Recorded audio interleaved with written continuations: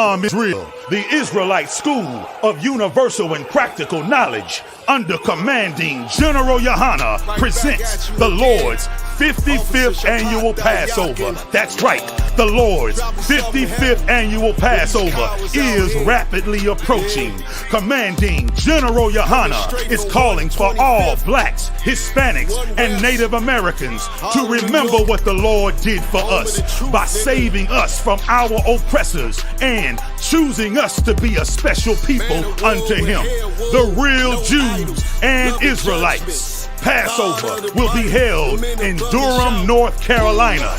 Pay your Passover fee. Anyone 17 years of age or older must pay $200. Come and enjoy fresh lamb, unleavened bread, and the Spirit of Christ.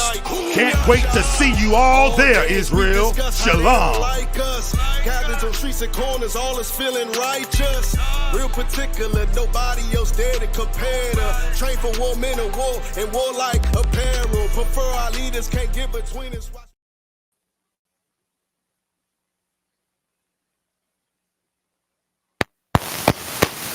This is the Israelite School of Universal Practical Knowledge for one what.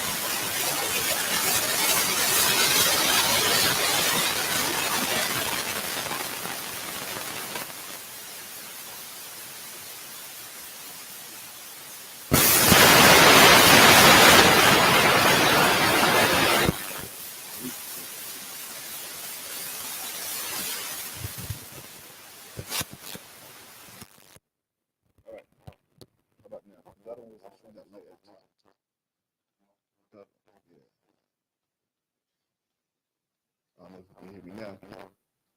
Test.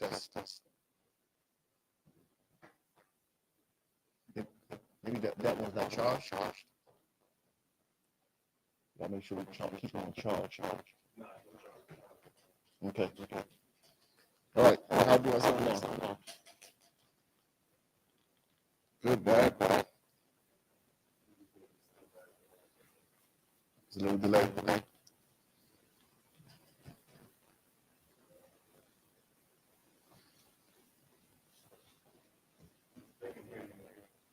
They can hear? All right, we'll get right into it. Tonight's topic, we're going to talk a little bit about what happened when we die. A very popular topic. Every religion has a so-called end game as to where they go when they die. You know, and everybody talks about heaven. There's a talk about hell too, right? No, everybody has heaven. Everybody has no matter who. The drug dealer who got shot in the better place now.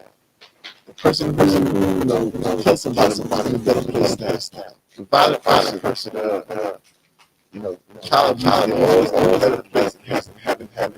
So religion, specifically Christianity, the major religions of Christianity, Islam, teaches heaven or hell. And in Christianity, it's all good life, right? If you was a good person, you was in the fire, and you was, giving the time, you're happy, you're going to heaven, right? Can you go to hell, right? And Islam is different. Islam, and most Muslims realize this. Islam is very much about predestination. destiny. Wherever it is you go, that's where you're gonna go. Right. So those are the popular ideas and popular religions among black people. So what's the Bible say though? Where does the Bible say we go? Right. Christians specifically in the Bible to show that we go to heaven. But all the rep, you should know there's a couple of issues with their beliefs. The first issue is this. Give me Matthew. Give me.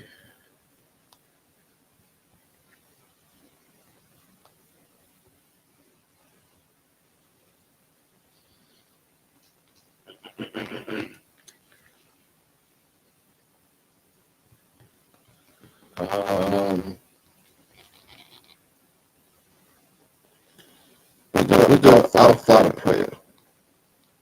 Matthew chapter 6. Matthew chapter 6. Right. Somebody can read it for me.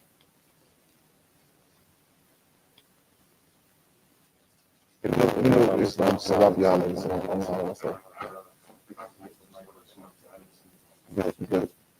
Matthew chapter 6, verse 9. Okay, can you read that for us?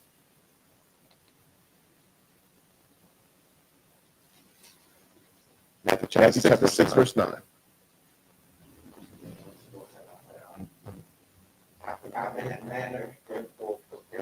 Give him the microphone.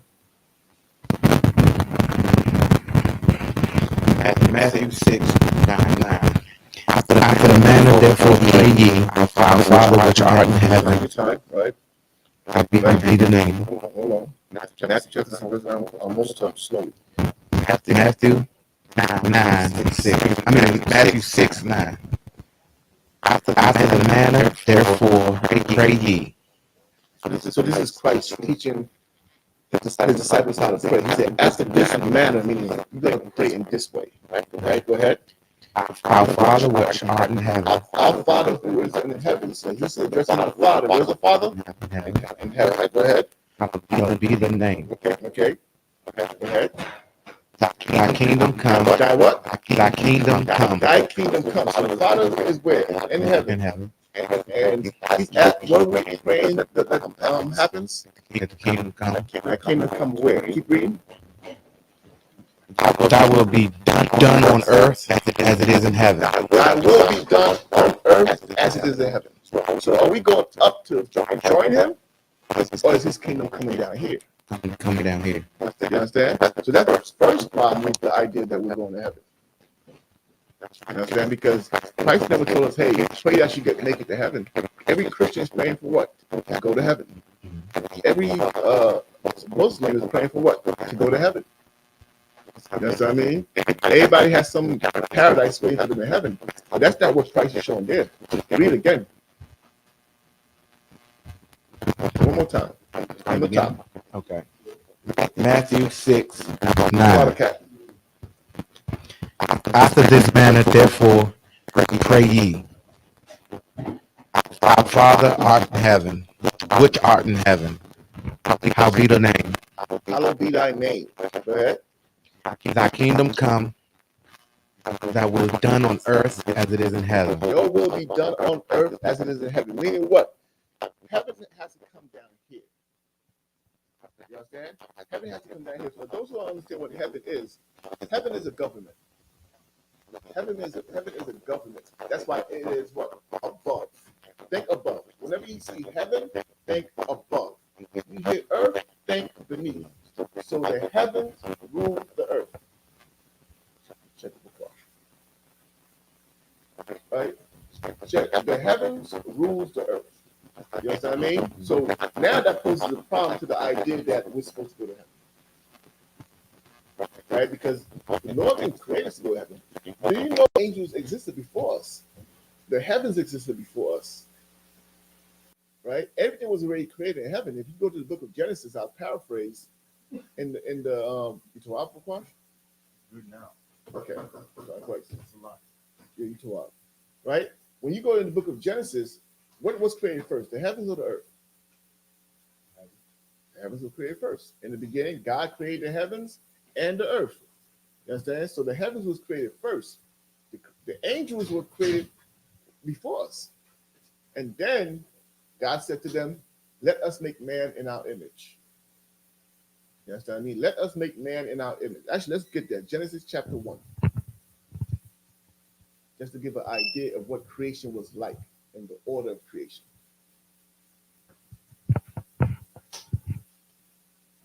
Genesis chapter 1, verse 1. You go ahead and read for me, brother, when you get a chance. Genesis chapter 1, 1. In the beginning, God created the heavens and the earth. Go ahead. And the earth was without form and void, and darkness was upon the face of the deep. Now, you notice it says in the beginning, God created the heavens and the earth. And they went straight into the details about the earth. Why? Because the heavens is not our business. Because the heavens is not our business. Everybody wants to go to heaven and they're going to go and do, be with God. That's not how it works. You understand? I mean, that's, you know what it's like? That's like the animals saying one day we're going to be human. The lion was made to be the lions, right? The giraffe was made to be the giraffe. The zebra was made to be the zebra. And we were made to be human beings. The angels were made to be angels. You understand what I mean? So it's not something where one day you're gonna die, you're gonna float and be. Now you do go to the Lord. Don't get me wrong. We'll get that in the scriptures, but not to live. Not to live, but we'll get that later on, right? So we've established that God's kingdom is coming to the earth, right? Give me Psalms chapter 104. Actually, give me before we get there. Give me Ecclesiastes 12 verse 7.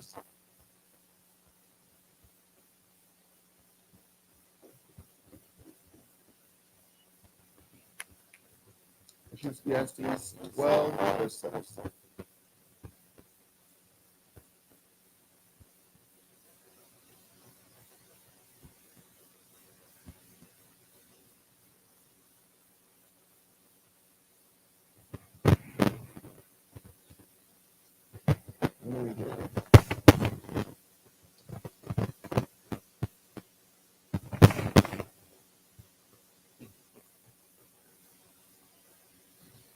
Then shall the dust return to the earth as it was, and the spirit shall return to God who gave it. Verse 6.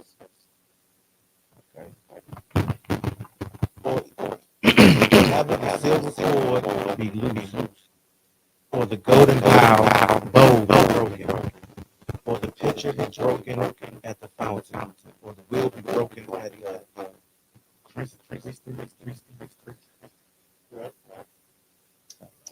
Then shall the dust return to the earth as it was, and the spirit shall return unto God who gave it. The dust being what? You. Return to the earth. And this is what he's going to say. The spirit shall return unto God who gave it. Now, this is okay. See? The spirit goes of God. He was God. That's not what's happening. That's not what's happening here. Give me Psalm chapter 104, verse 29. And this speaks about the condition of mankind. Right? This is what happens. This is what happens. Psalm 104, verse 29.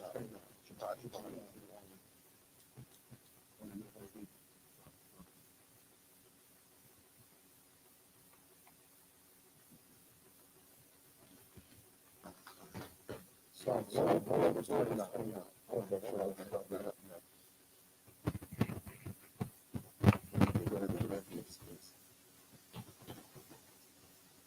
And if anybody has any questions on the topic, just raise your hand.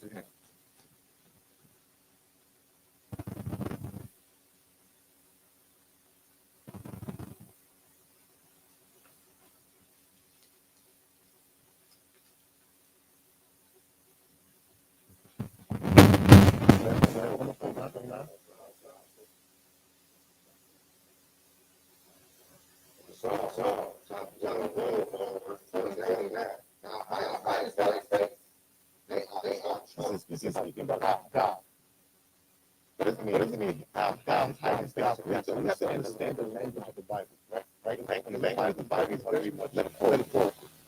You want to understand the Bible, you have to speak how black people speak.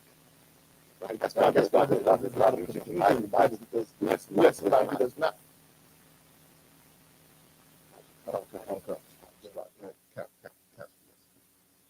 We do not speak what they turn like what's the old word? That word. Right? We don't speak like that. Trying to explain it. Understand? You have to speak the language of black people to understand the Bible. That's why you get so much confusion. That's why you think there's a snake talking in the garden. Understand? If I tell you this, I was talking to a snake today. Who am I talking to? If I say, yeah, I was talking to a snake today. Yeah. A bad person, right? If I say I'm talking to a snake, I was just talking to a snake. Who am I talking to? Not perfect. But when somebody who does not speak the way we speak, reads a snake was talking to Eve, no, snakes talk. You don't understand how we speak. Understand? Here's the same thing in the verse I just read. Read that verse again.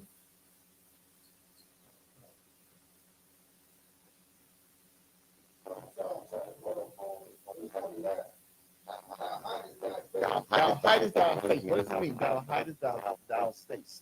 This speaking about God. But it means he hides his face.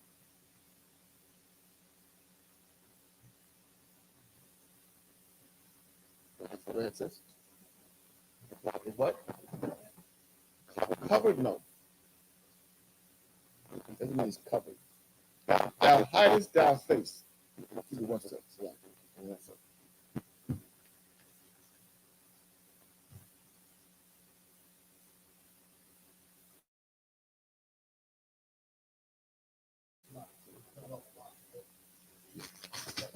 Turn his face from you.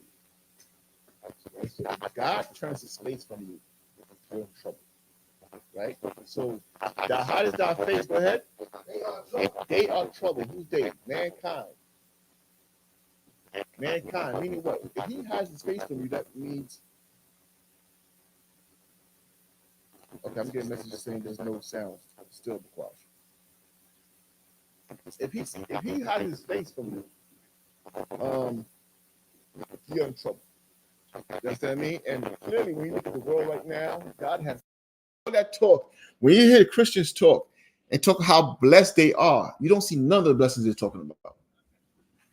You don't see any of it. I seen one sister one time, I'll never forget.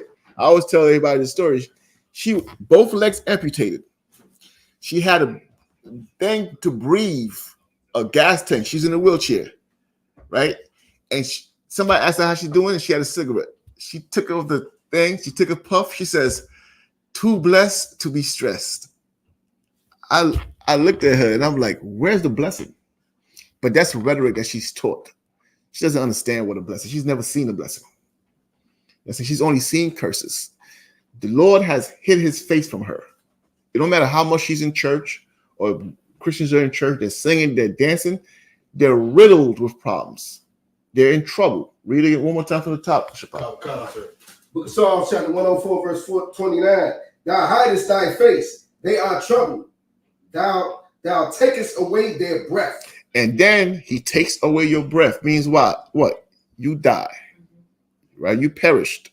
Go ahead. They die and return to their dust. And they return to their dust. Go ahead. Concert, verse 30. Thou sendest forth thy spirit. So now, that person's dead, right? Now, God sends forth his spirit. Go ahead. They are created. Now, new life comes. Keep reading. And thou renewest the face of the earth. And God has renewed the face of the earth. What are we talking about here? A life cycle. You're talking about the life cycle. You understand what I mean? People die. When we read earlier, what happened? That spirit goes up. God sends his spirit down. I mean, the same spirits come back down. and he renews the face of the earth. What am I trying to tell you? I'm trying to tell you you've been here before. Right. I'm trying to tell you you've been here multiple times already. I'm trying to tell you until you fix yourself and fix this place, you're going to keep coming back to misery. That's in the Bible. We're going to go into it. You know what I mean? So give me the book of Ecclesiastes. Give me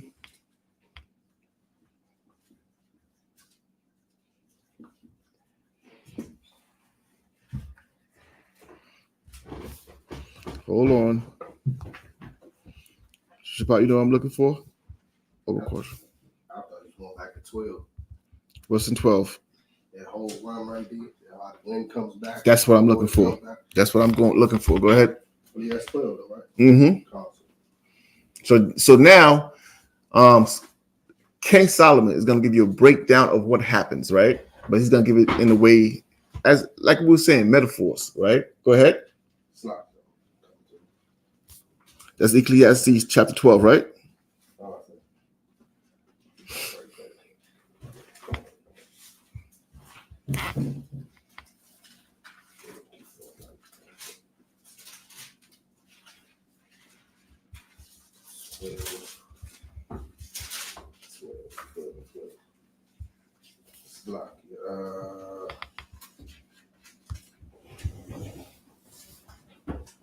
Start at verse 1, sir. You got it. Book of Ecclesiastes, chapter 12, verse 1. Remember now the Creator in the days of thy youth, while the evil days come not, nor the years draw not, when thou shalt say, I have no pleasure in them, while the sun or the light or the moon or the stars be not darkened, nor the clouds return after the rain.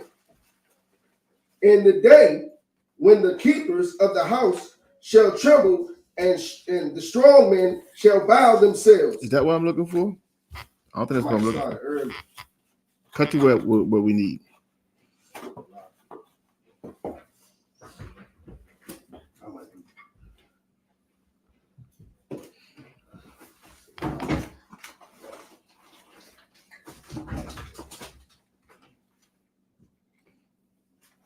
Started at 6 earlier, sir. 6? 12 and 6. That's where you started at. Go back there.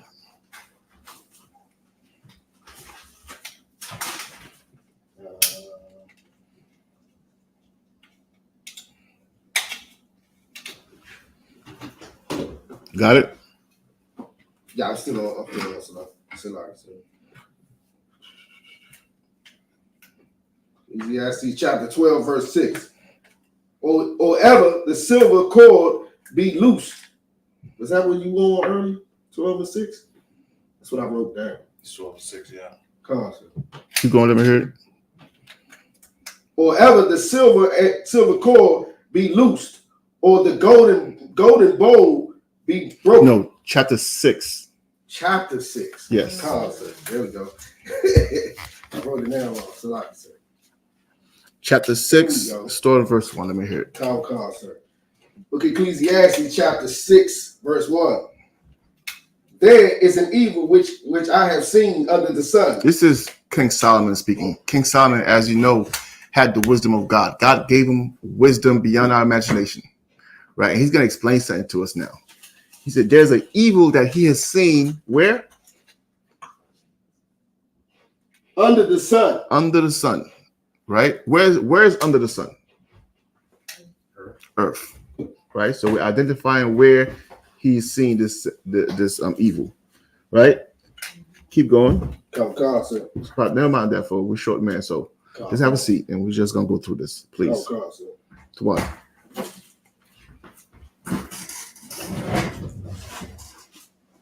Go ahead.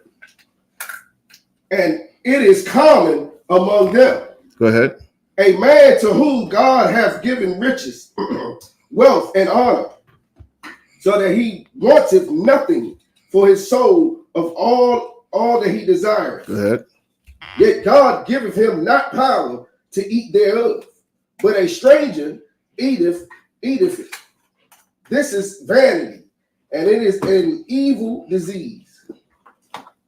Go ahead. If a man begat 100 children and live many years, so that the days of his years be many, and his soul be not filled with good, and also that he have no burial, I say that an untimely birth is better than he. Hold on. We might be jumping it. Hold on. I apologize. Give me 1 sec.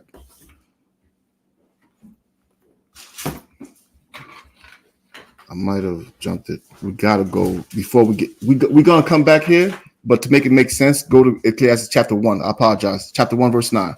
Quickly, slack it.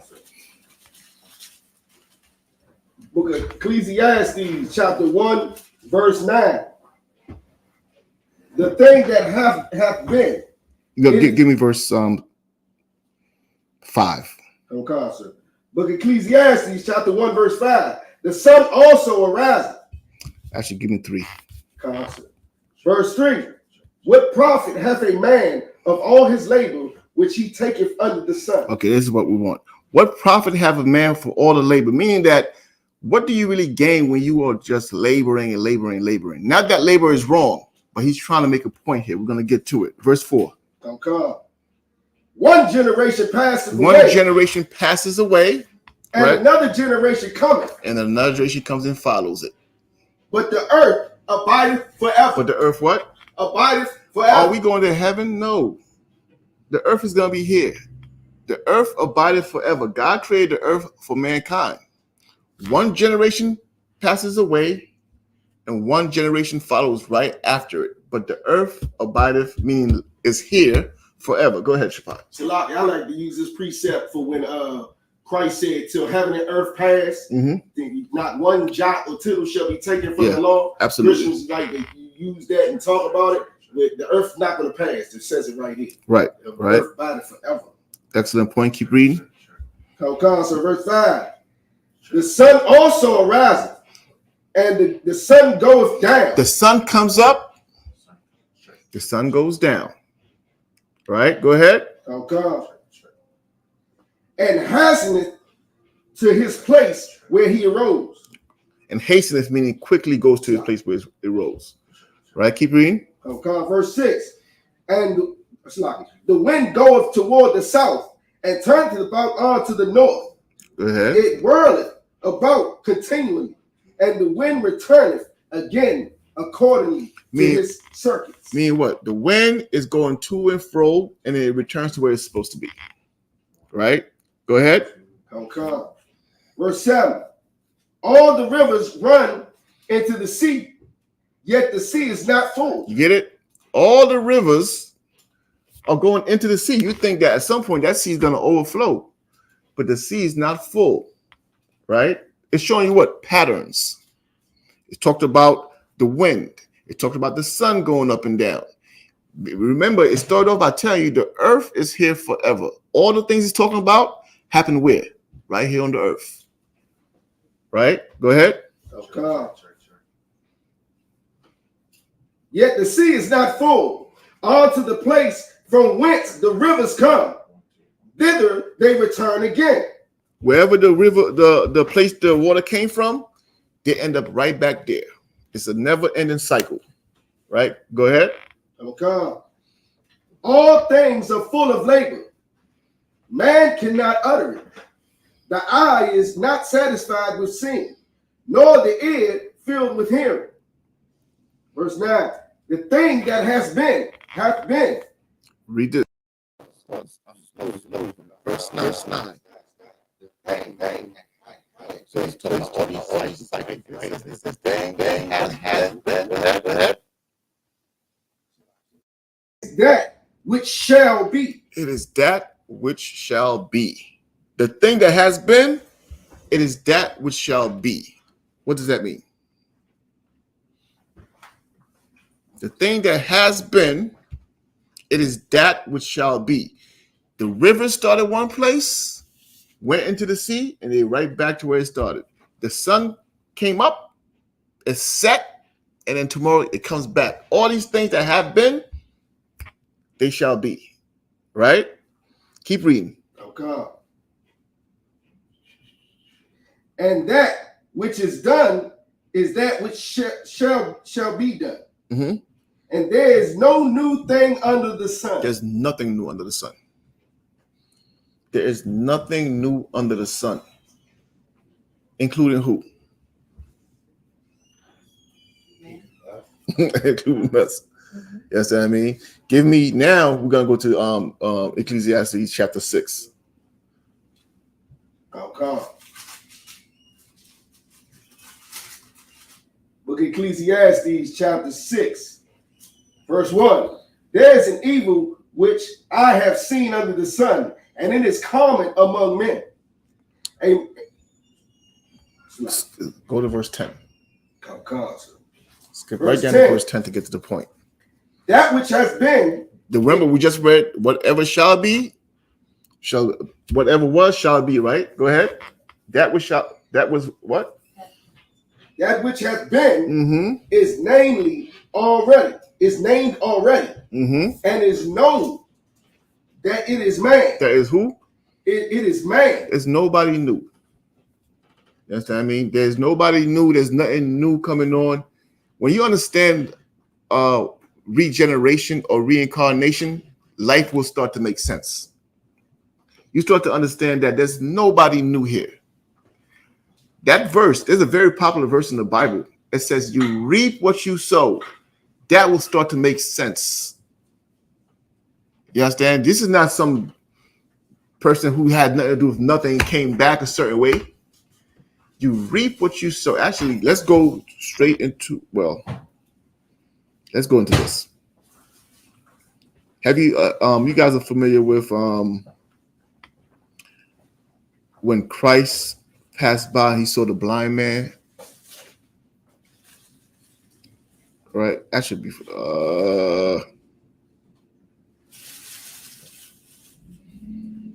before we even get there, let's go to Matthew chapter 15. No, I'm too wild. Matthew 15 verse Matthew chapter 16, Salakia. 16 verse 13. 16 verse 13. Book of Matthew, chapter 16, verse 13. This is Christ talking to his disciples. This is Christ now talking about something that's common amongst them, right? So if we're talking, certain things we say to each other, only we understand it because we talk about it, right? So they understand him and he understands them. So he's going to ask them a very interesting question that most people will not ask today, right? Go ahead, read. Come. Well, starting verse 13, yeah. Come, sir. When Jesus came into coast of Caesarea Philippi, he asked his disciples, saying, whom do men say that I, the Son of Man, am? So Christ is talking to his disciples. He says, what are people saying? Who are men saying I am? Because he knows people are talking and he hears the whispers. So he's saying, who are they saying I am?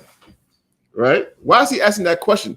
Because it's normal for people to say, oh, this person here has been here before. And you know, in every black household, the minute you get a child with a little attitude, the first thing they say, she got an old soul. She's been here before, right? So that's not uncommon amongst us, right? So Christ is not asking his disciples, what are the people saying? Who are they saying I am? Go ahead. Come. And they said, some say that thou art John the Baptist. Some say that are who? John the Baptist. Some are saying you're John the Baptist. Right? Go ahead. Some Elias. Some are saying you're Elias. Elijah is so that's the Greek word for Elijah. Right? Some are saying you're Elijah. Go ahead. Come. And others, Jeremiah. Some are saying you're Jeremiah. So this is what people are saying in that time. Why? They understood something that has been lost through Christianity.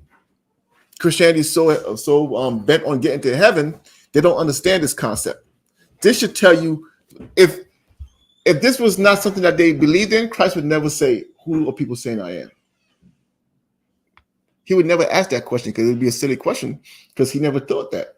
But because he did teach this, he's saying, who is everybody saying I am? And they start saying, well, someone's saying you're this person. Someone's saying you're so-and-so.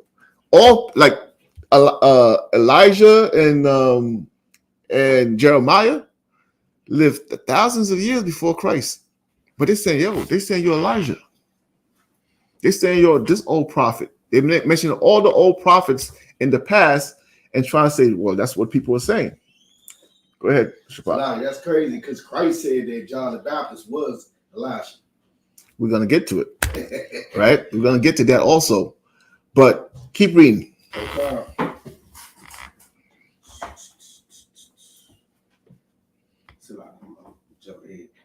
Or one of the prophets. Or one of the prophets. So they're basically saying you're one of the prophets that's just back. Keep reading. Okay. He saith unto them, but whom say ye that I am? And then he's still entertaining it. But who do you think I am? You understand? He's not saying that's the dumbest thing I ever heard. How am I going to be Elijah? How am I going to be one of the prophets? That's stupid. He's not saying that. He's saying, who are you saying I am? He's still entertaining it. Right? Keep reading. Oh God. And Simon Peter answered and said, thou art the Christ, the Son of the living God. Go ahead. And Jesus answered and said unto him, blessed thou art, Simon Bar-Jonah, for flesh and blood hath not revealed it unto thee, but my Father which is in heaven. So what he's saying here, he said to Christ, you are the Son of God. You know what I'm saying? What does he mean by that? So why did he skip all the other rumors and just say that? What is he saying? It's like, so can you say it one more time? Why is he?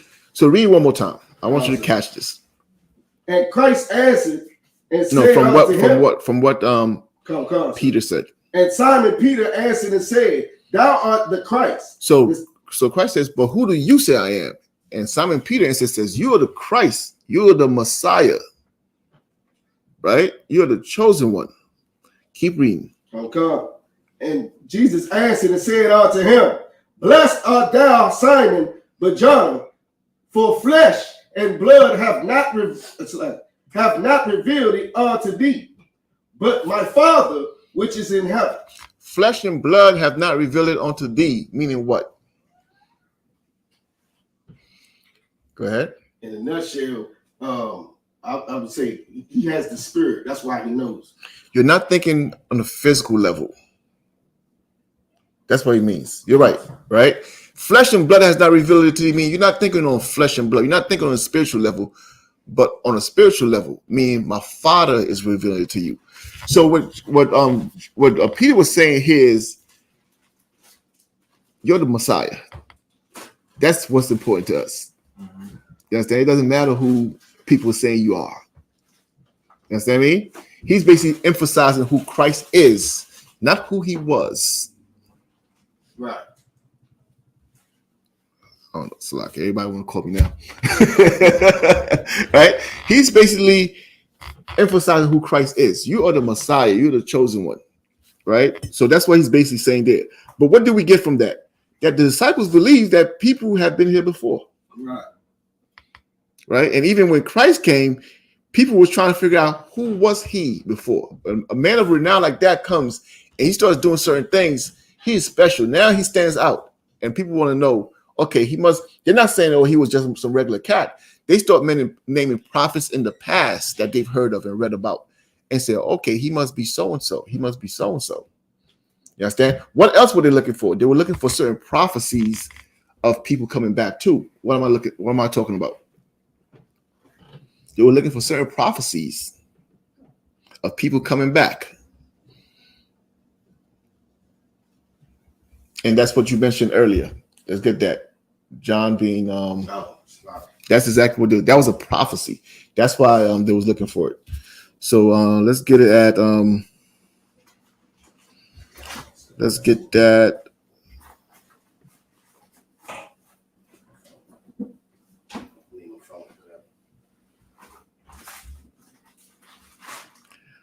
Get me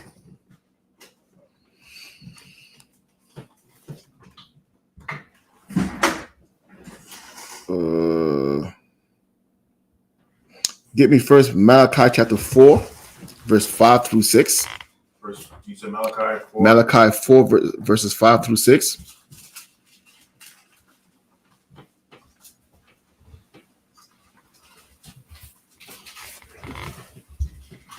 This is Malachi chapter 4, verse 5. Well, give it a minute. Let everybody catch up.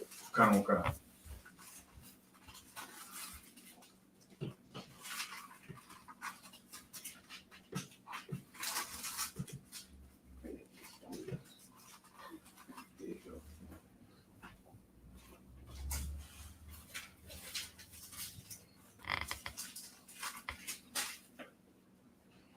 Go ahead. Malachi 4 and 5. Behold, I will send you Elijah the prophet before the coming of the great and dreadful day of the Lord. Elijah was already dead when this was written. Right. What's the book before Malachi and the one after? The book before Malachi is Zechariah, and after is Matthew. Right. There's right before Matthew. Right before Matthew says.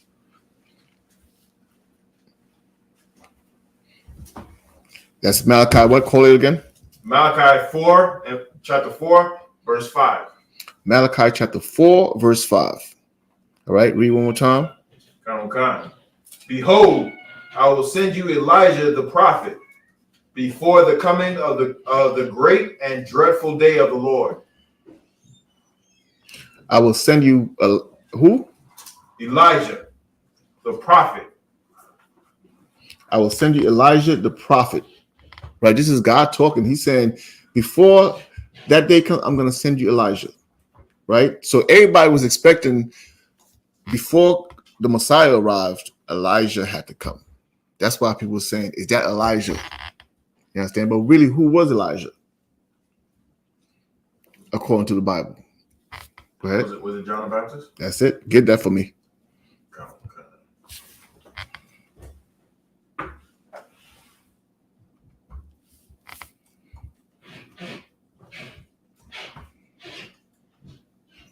Matthew 11:14.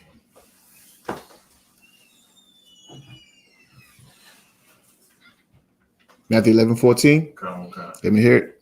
It's Matthew chapter 11, verse 14.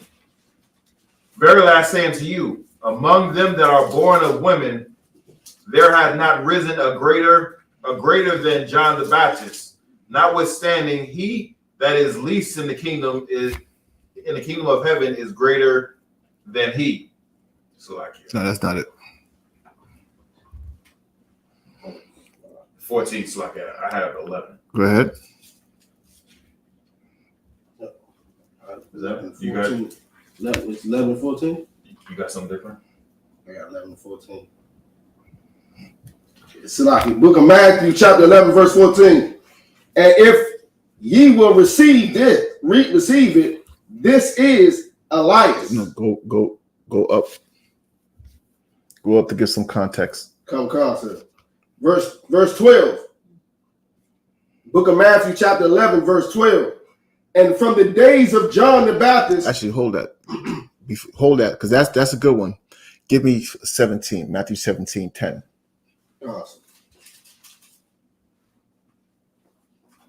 Matthew chapter 17, verse 10. Okay, so this is Christ's disciples talking to him again, right?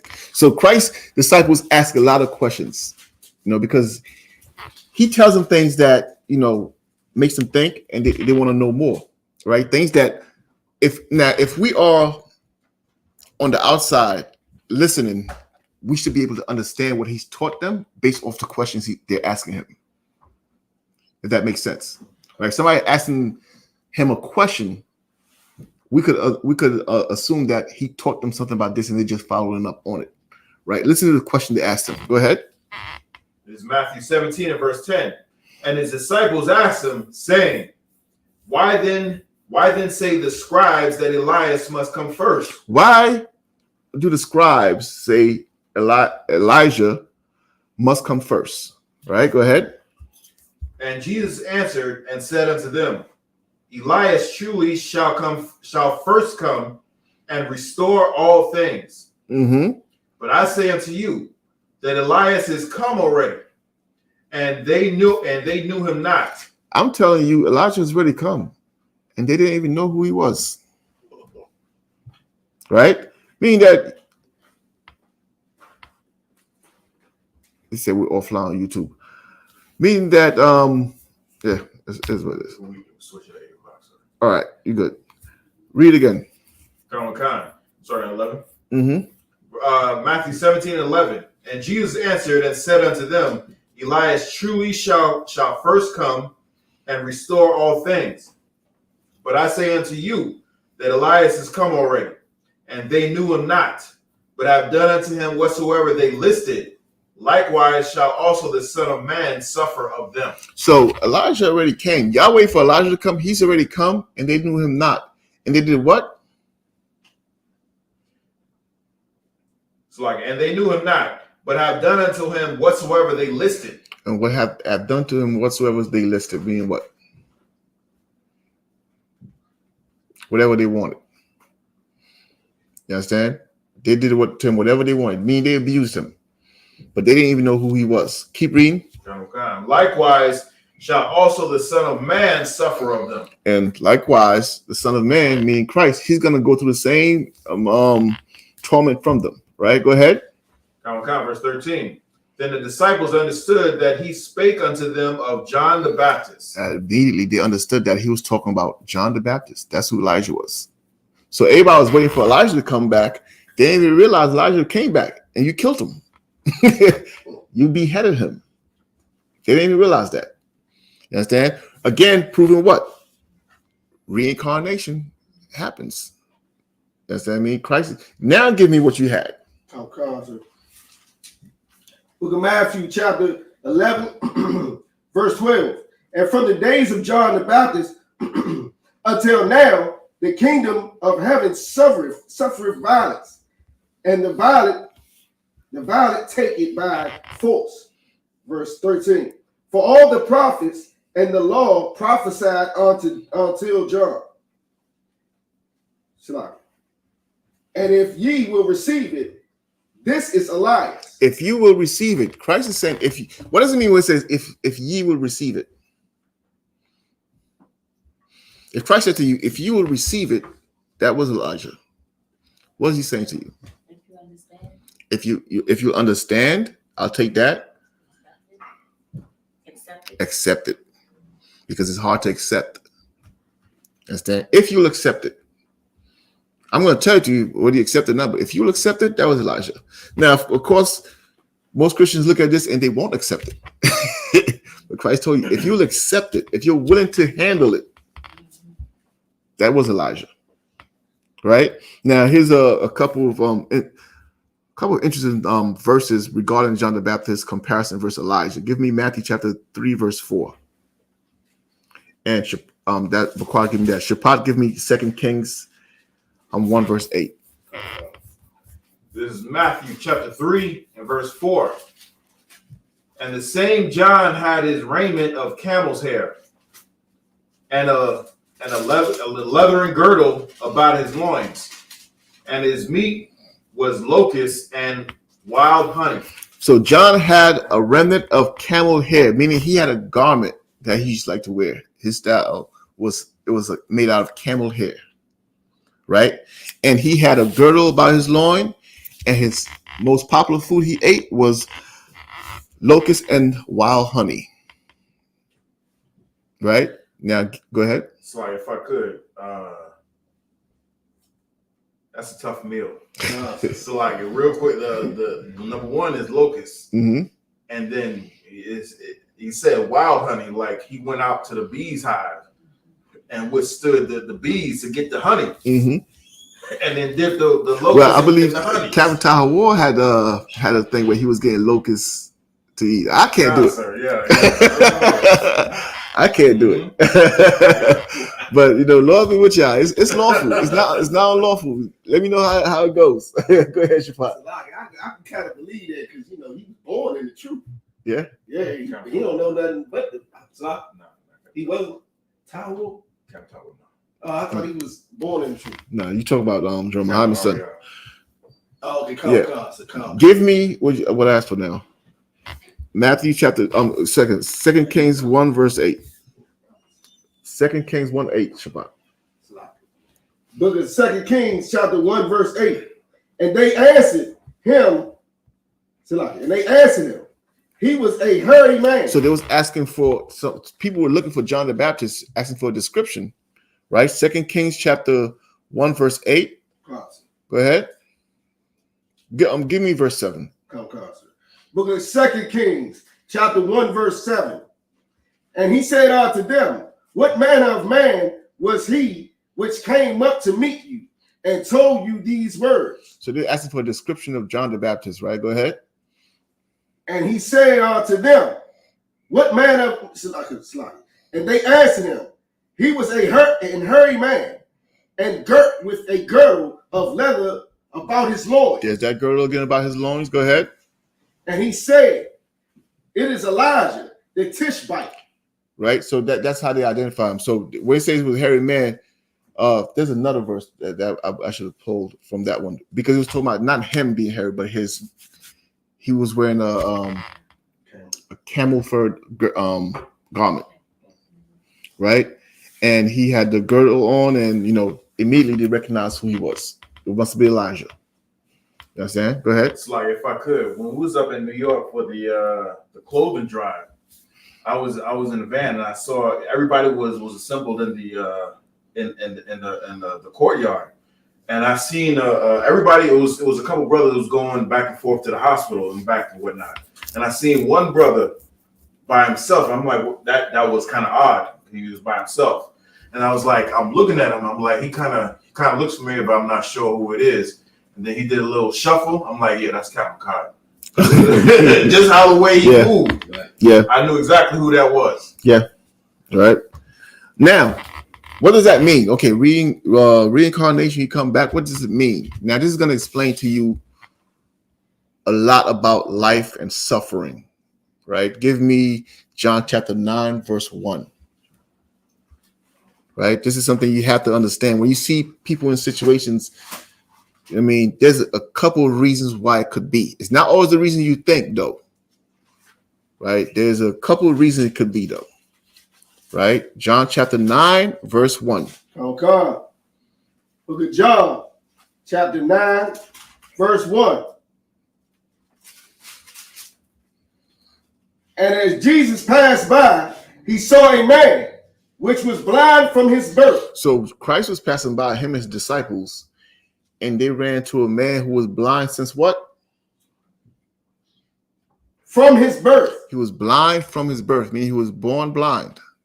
Right? Go ahead. Listen to this question good. Go ahead. And his disciples asked him, saying, Master, who did sin, this man or his parents, that he was born blind? Stop. What's wrong with that question from today's standpoint or Christian standpoint, if you could go into that world? What's wrong with this question? Read one more time from the top. Book of John, chapter 9, verse 2. And his disciples... No, verse 1. Verse 1, come constant. And as Jesus passed by, he saw a man which was blind from his birth. Blind from when? His birth. Blind from his birth. This man was born blind. Keep reading. Okay. And his disciples asked him, saying, Master, who did sin, this man or his parents, that he was born blind? What's the problem with that question?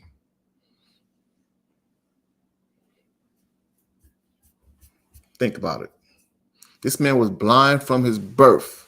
The disciples asked, Teacher, who sinned that caused this man to be born blind? Him or his parents? How could he have sinned if he was just born? If he wasn't here before to sin? Right. Who sinned? Him or his parents? Meaning, did he sin that caused himself to be born blind? Like the brother said, how could he have sinned? How could he be a suspect if he was born blind? He came out the womb blind. So when did he get a chance to sin? Right? The other part you got to consider also, there's another question in there that's very interesting.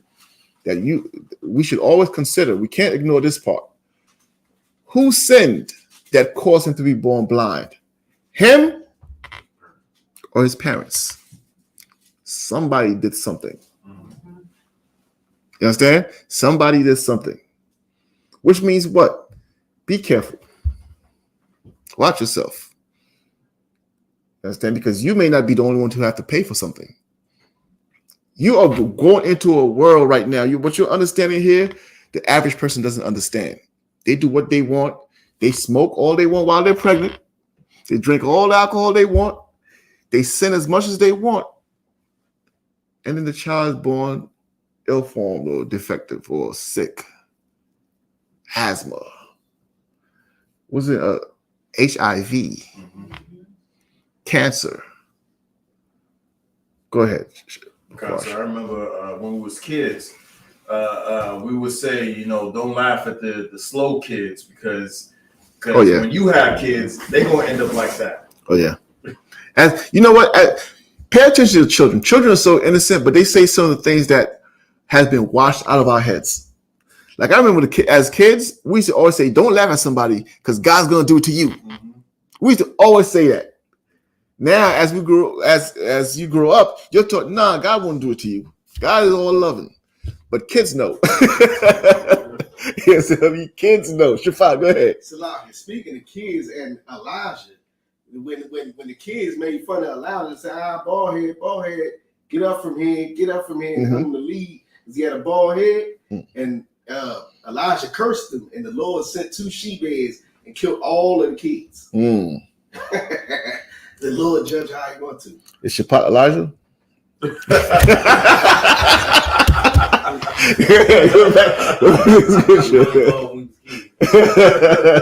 Shafat might be Elijah. The judge. Right, go back to where it was just at, please. John. You wanted John, right? Right where it was at. 2. So now, I'm moving. 92. Said 92? Okay, boom, here we go. And his disciples asked him, saying, Master, who did sin, this man or his parents, that he was born blind? Go ahead. Verse 3. So there's 2 possibilities, right? But Christ is going to introduce you to a third possibility also that we also have to consider. So you can't just walk around and say, sinner. You must have did something. Your parents must have did something, or you must have did something in the past life. That's going to be the popular reaction, right? But listen to what Christ says. Go ahead. Okay. Jesus answered, Neither has this man. He didn't say, what the hell are you talking about? That's impossible for him to sin. He said, not in this case. Neither. Go ahead. Neither have this man sinned, nor his parents. Neither him or his parents sinned to cause him to be born blind. Go ahead. But that the works of God should be made manifest in him. Here's the third reason. What's the third reason?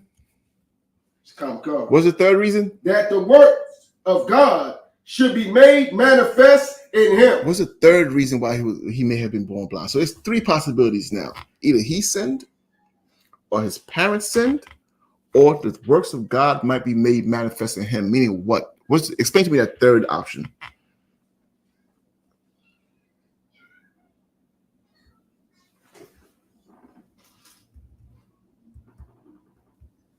That the works of God might be made manifest in him. Shaphat. Like I was saying earlier, that the Most High judges how he wants to. You know what I mean? Like none of us know his judgment. No. Actually, you know what? If we keep reading, it's going to give it to us, and it's going to make it clear for you. Keep reading, please. Verse 4. I must work the works of him that sent me. I what? I must work the works of him that sent me. I must work the works of him that sent me. You're about to see the works of God now. Keep reading. While it is day, the night cometh. Go ahead. When no man can work. Go ahead. As long as I am in the world, I am the light of the world.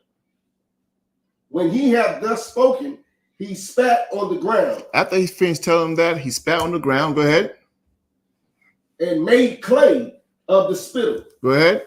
And he anointed the eyes of the blind man with the clay. Go ahead.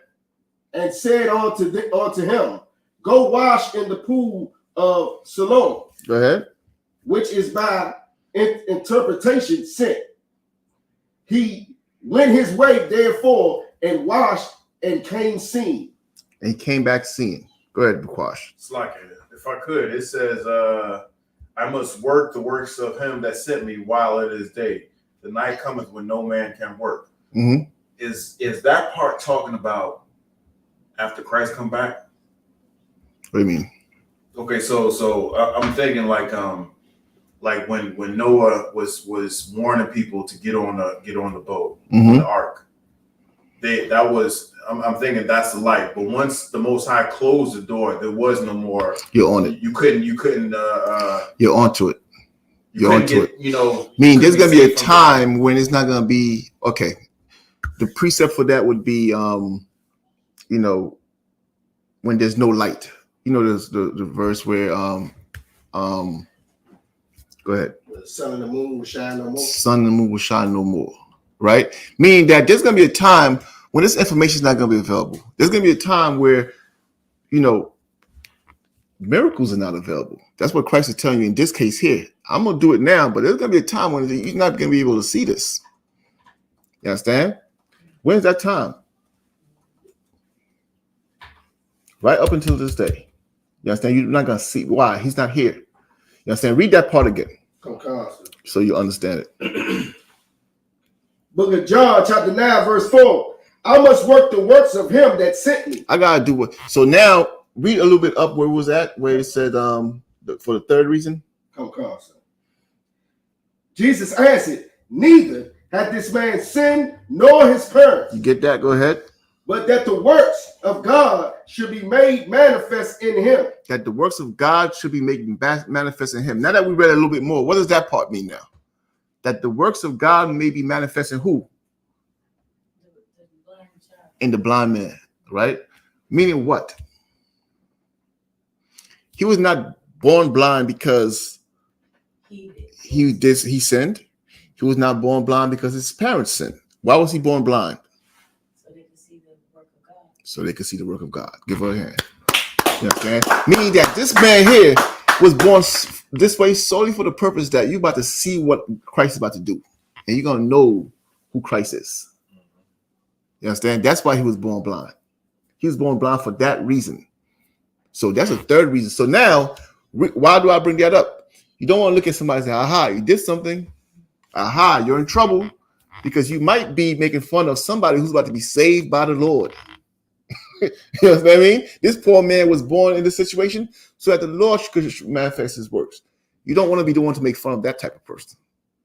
You don't want to find yourself in that situation where you are degrading or, you know, cursing somebody who the Lord had put through something for a reason. You understand? Because he could do another miracle too. You know what other miracle he could do, right? He could put you to death. like Shapai was saying with those kids in those bears. Go ahead, Bakwash.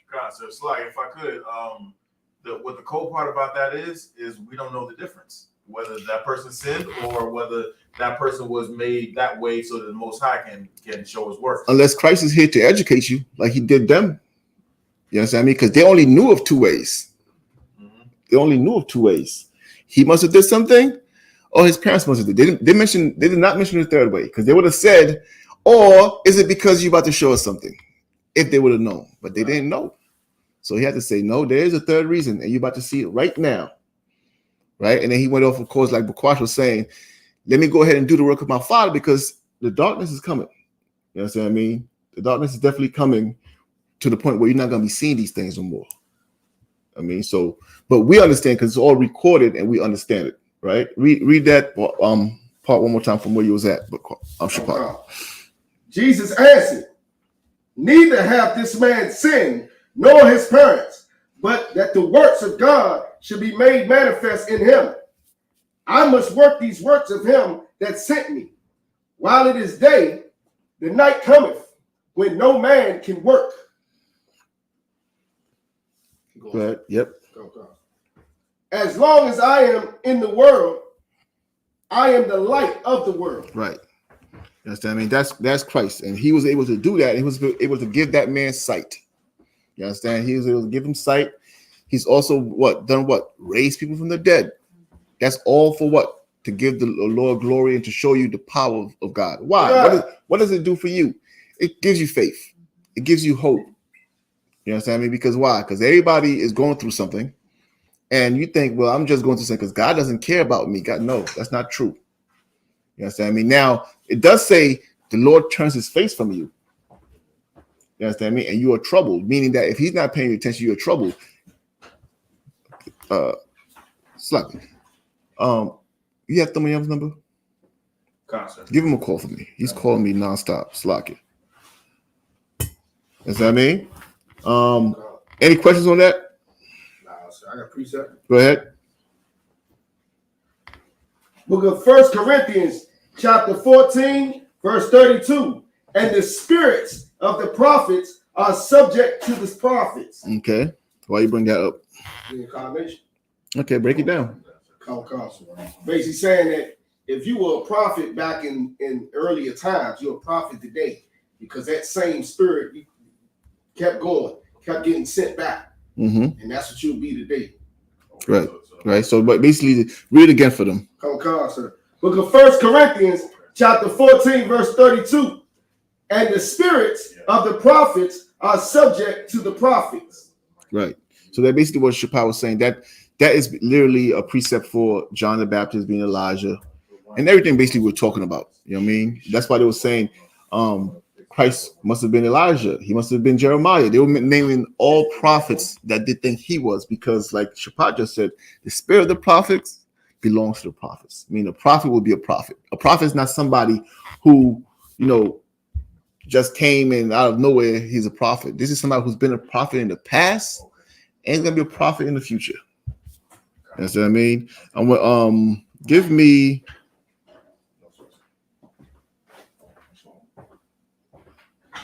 Job chapter 1. Chapter 1, sir.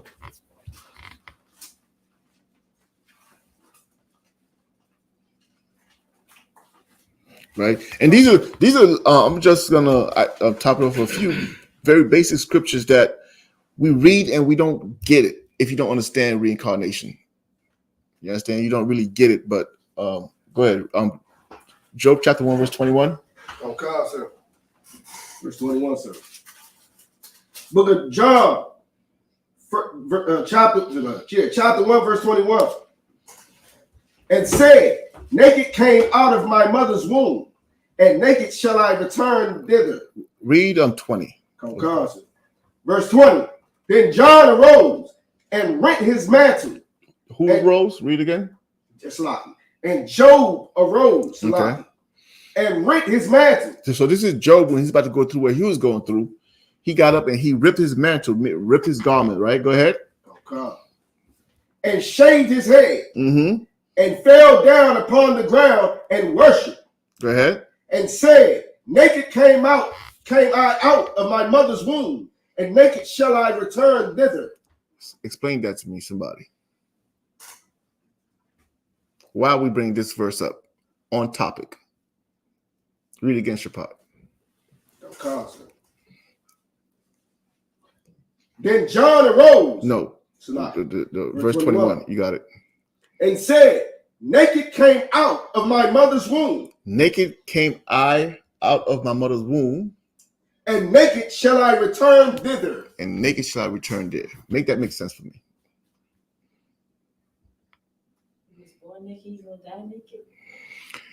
You're close, but you're off by a little bit. You're on it though, but you're off by a little bit. Read again. Because I want you to catch it. So when you understand certain concepts, you'll be able to catch things that you didn't catch before. That's my point, right? Go ahead. Read again. And said, naked came I out of my mother's womb, and naked shall I return thither. Now explain to me. Say again? It's talking about the reincarnation. But how? What does it mean? What's this specific verse?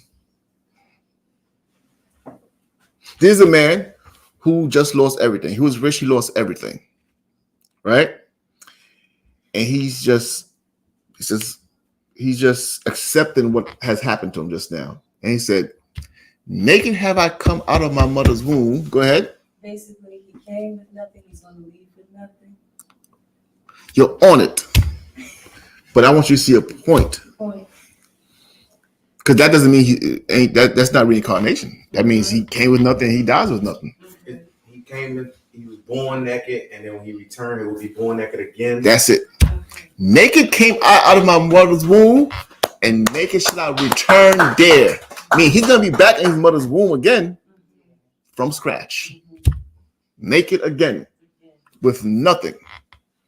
Right? Meaning that so that's why I say you're on it, because the popular saying is naked, you came into the world naked, you're gonna leave naked. But that cuts out that part where you return to your mother's womb. That's where it cuts it.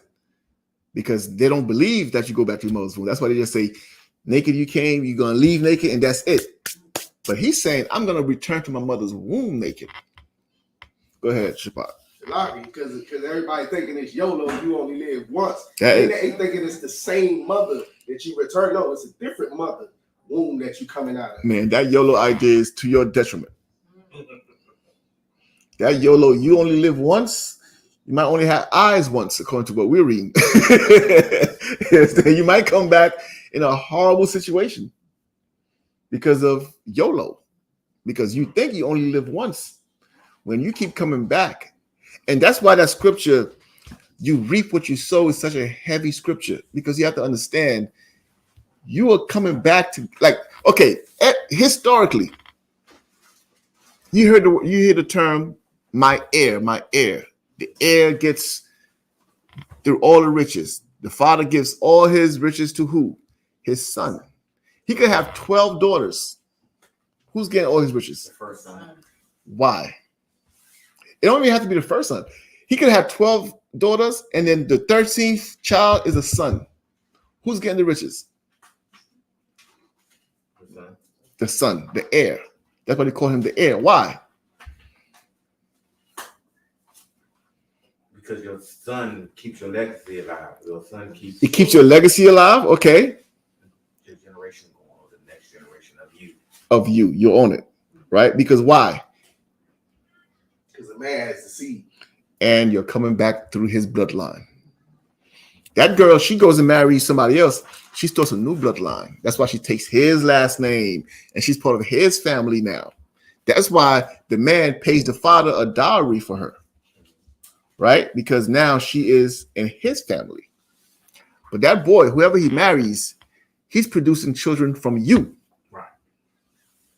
You understand? Now, of course, they teach, okay, even on that side, if she has child for somebody else, you're still the grandfather.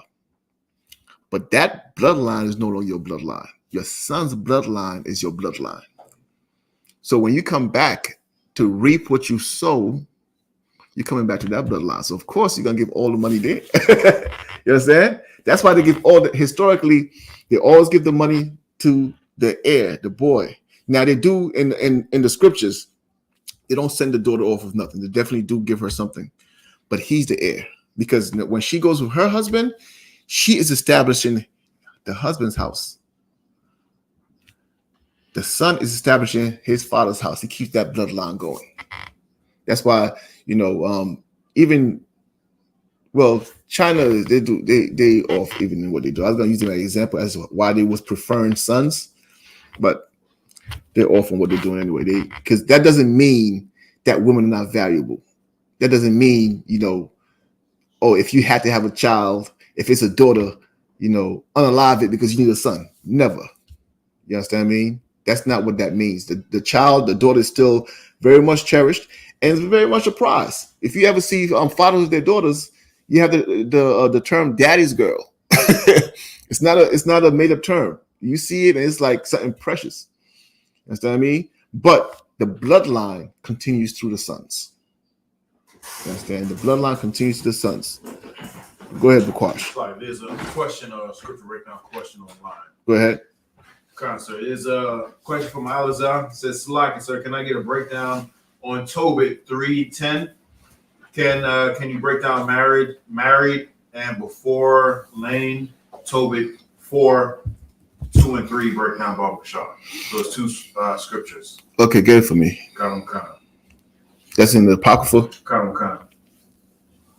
This is Tobit chapter 3 and verse 10.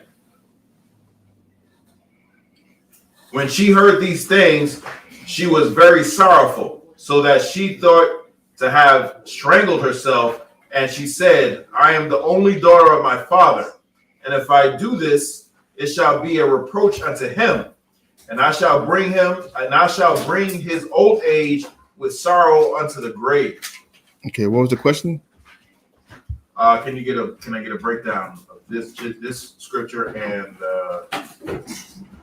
for marriage and before Lane, Tobit 4:2 and 3. Before Lane, what does that mean? I don't know. Is it a typo? Ask him to retype the question and read 2 verses up on that above that. Verse 8. Okay, this is Tobit chapter 3, verse 8. Because she had been married to 7 husbands, whom Asmodeus, the evil spirit, had killed. Okay, a little bit of background that this is a sister.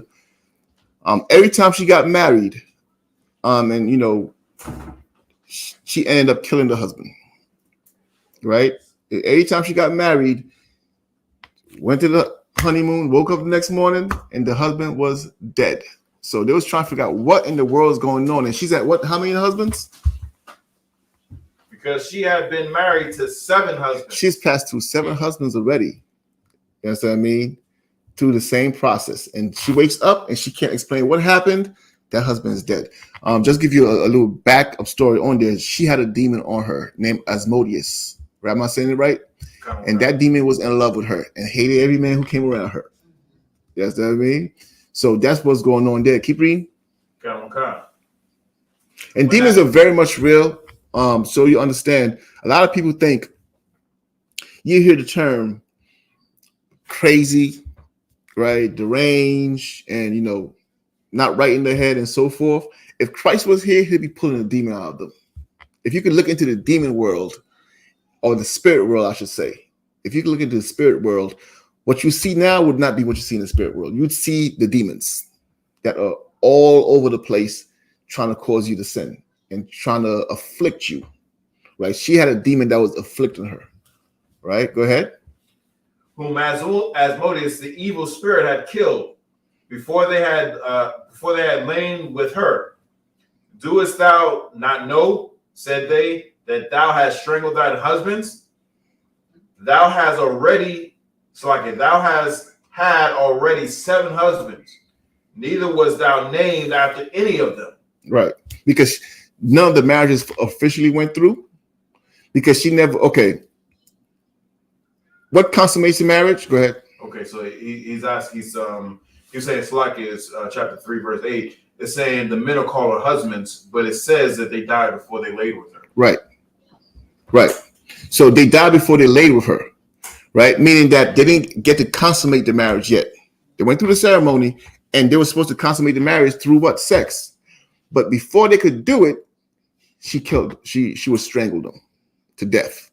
Right. So his question is, why are they being called her husband? Because they were supposed to be her husband.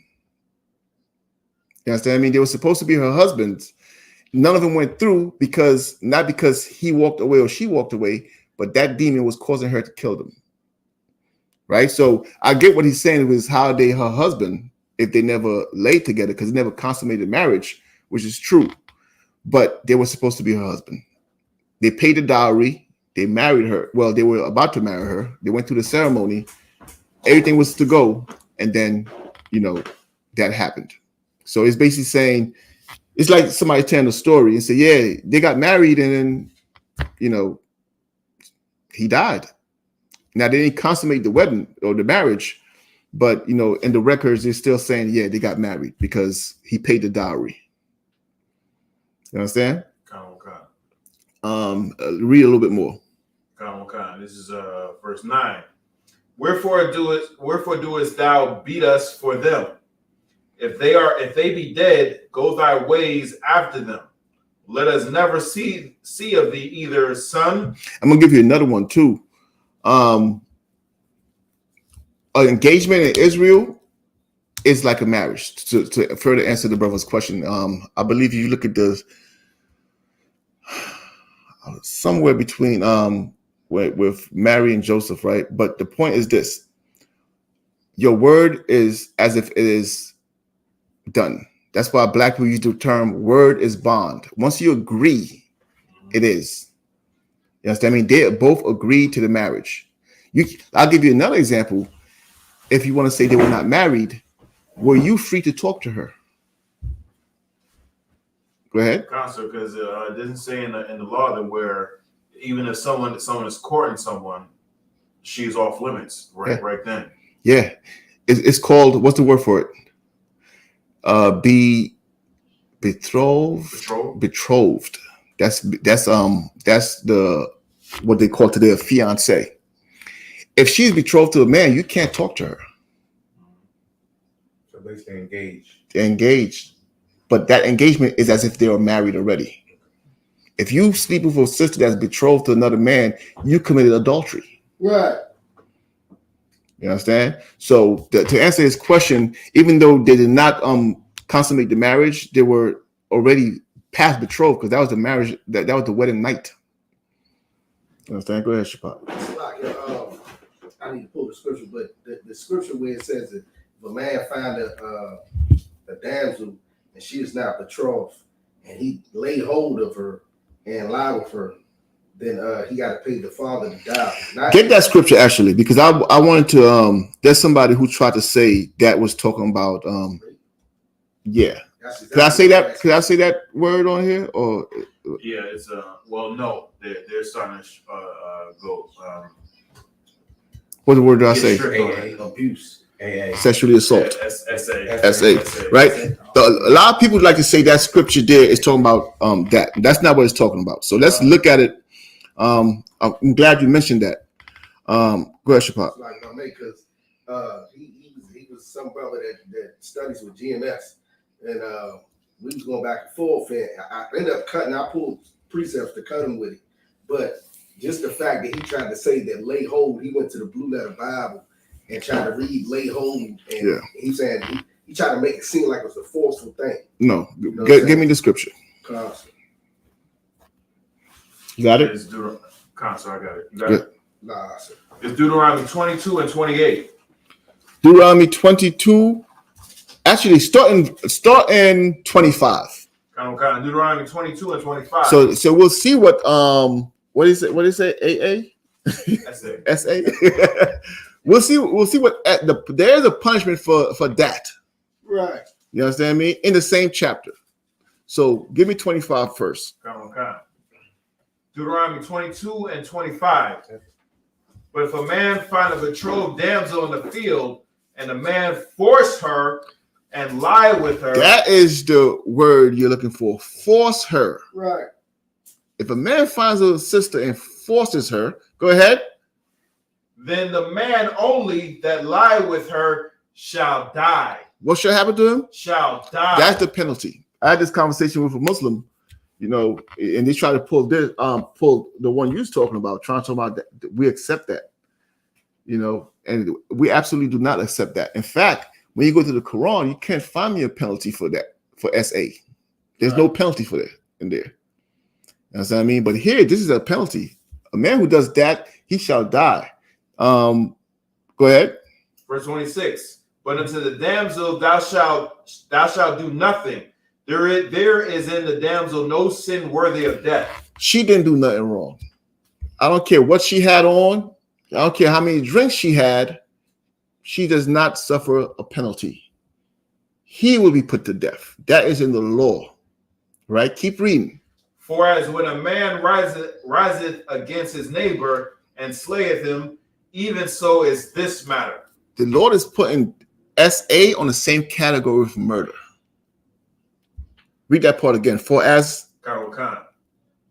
when a man rises against his neighbor and slayeth him, Even so is this matter. For just like when a man rises up against his neighbor and slays him, this is the same situation. That assault that he did on that sister was as if he murdered somebody. So the penalty is death for him, not for her. Right? Keep reading. Verse 27. For he found her in the field, and the betrothed damsel cried, and there was none to save her. There was nobody to rescue her from him.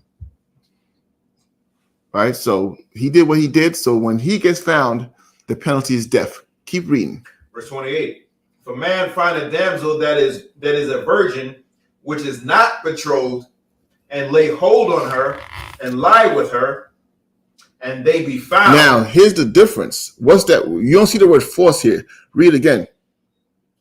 If a man find a damsel that is a virgin, which is not betrothed, and lay hold on her, and lie with her, and they be found. What does it mean to lay hold on her? Again, you gotta speak like a black person to understand what it's saying here. Put on your black goggles now. Right? What does it mean to lay hold on her?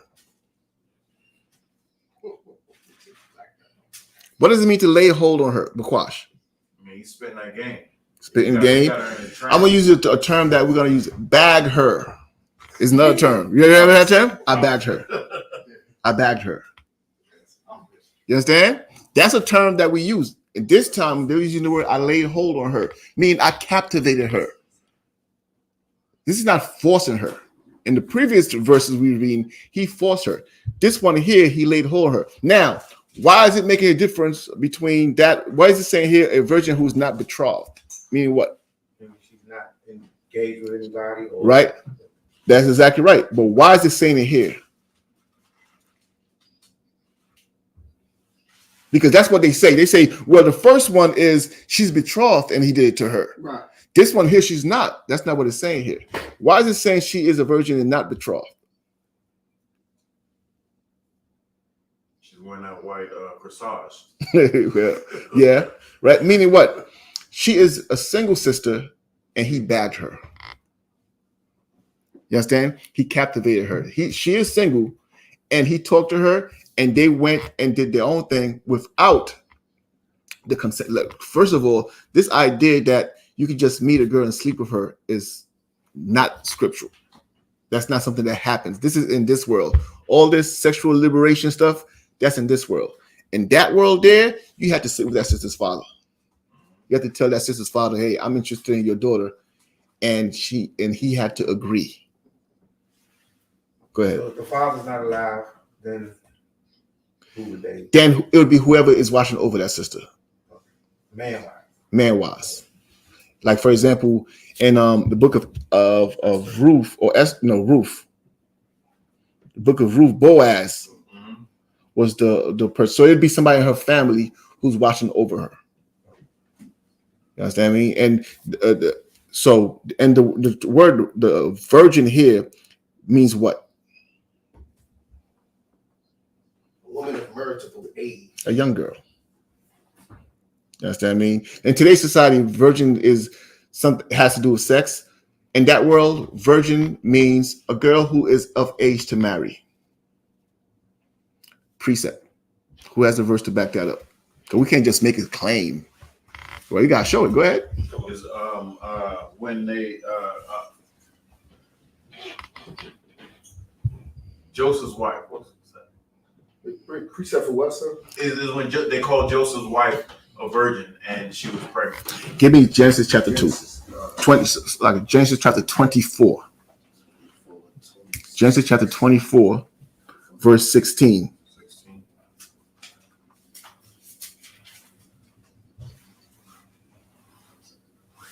But somebody keep where it was at because we're not done with that. Book of Genesis, chapter 24, verse 16.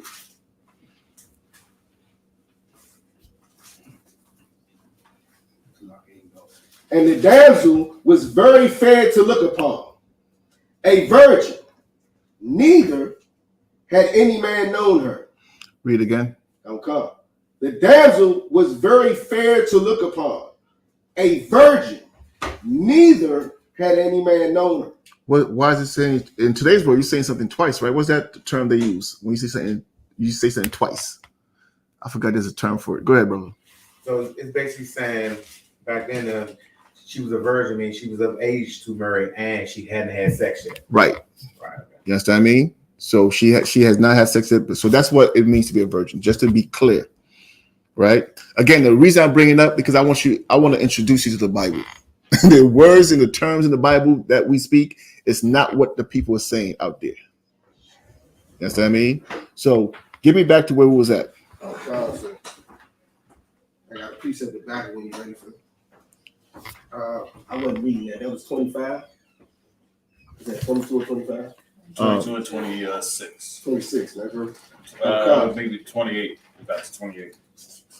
22 and 28. If a man find a damsel, it's like Book of Deuteronomy, chapter 22, verse 28. If a man find a damsel that is a virgin, is not betrothed, and lay hold on her and lie with her. Meaning the first one was betrothed, so she is already engaged, so she's probably going to give resistance because she's in a relationship. But this one here, she's single, and somebody's interested in her, and he bags her. He seduces her. Right? Go ahead. Okay. What chapter you in? 22. Chapter 22. Go ahead. Verse 28. And lie with her, and they be found. And they what? They be found. And they be found. Go ahead. Then the man that lay with her. Why are they found? What does it mean? They be found. It means it's discovered. People find out.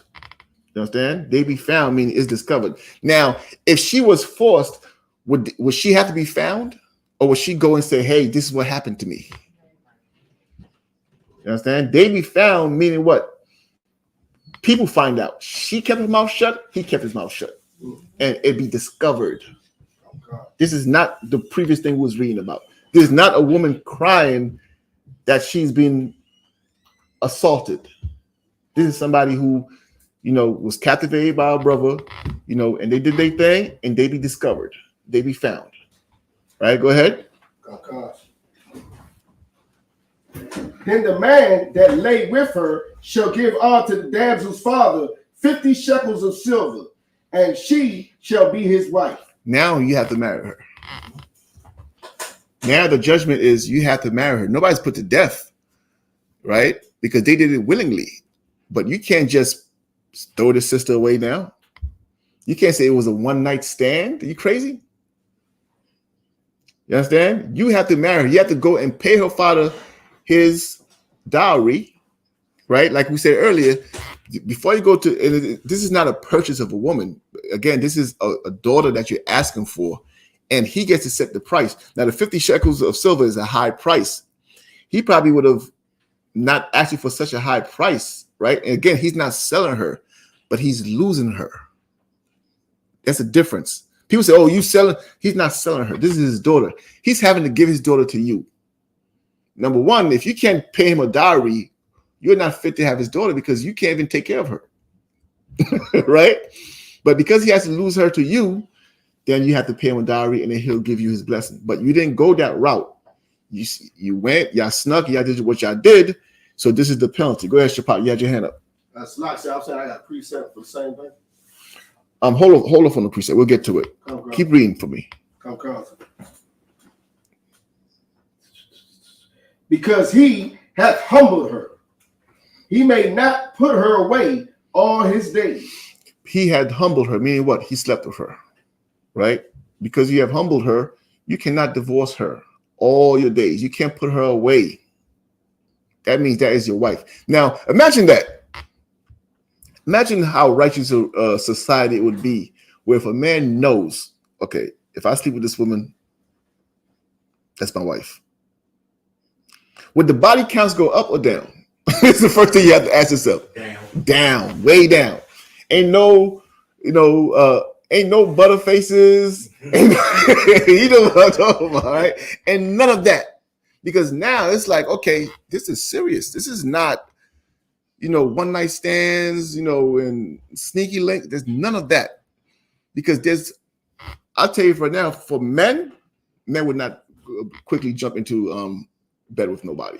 And I'm gonna tell you another for women, because she knows, okay, this has to be my husband for the rest of my life. Nah, absolutely not. Go ahead, Bakwash. It's like I heard a sister say that as long as she wears a condom. Oh, man, don't even have to. Let me tell you, the wisdom of the world is foolishness, right? And they think they're saying wise, and they're just very naive and uneducated and simple as they could be. You understand what I mean? And I'm not even mad at them more, because guess what? We used to be just as simple. I mean, we used to be just as simple. I could think back to some stupid things I've said before. Yeah, it's in the records. If it's in the record book, you know, it is what it is.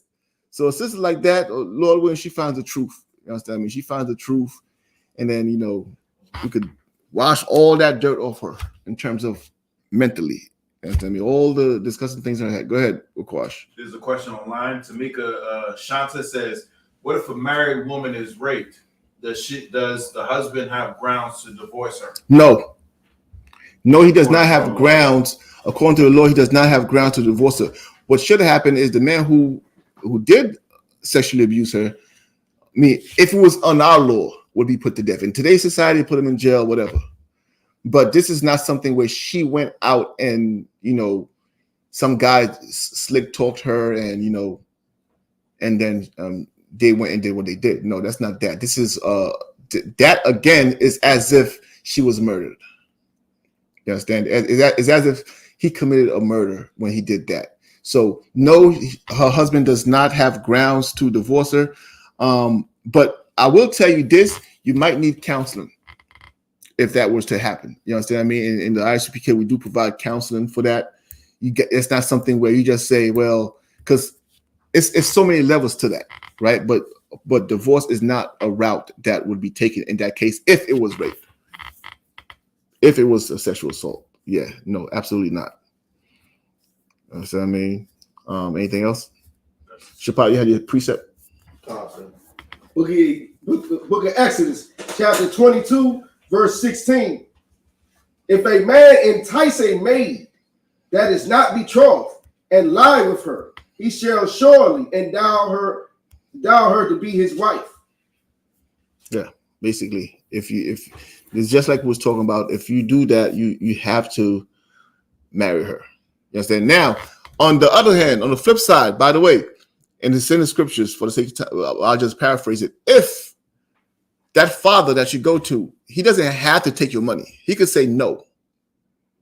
Right? So it's not like, okay, you did that, and now that's your wife. You just got to pay this dowry, and y'all good to go. He can say no. And you have to leave. You have to leave his daughter alone. That's his daughter. He doesn't have. You can't just come into that 50 shekels may not be worth it to him versus his daughter. He might love his daughter so much. He say, you know what? Number one, if it's me, number one, the way you went about it should tell me what kind of man you are.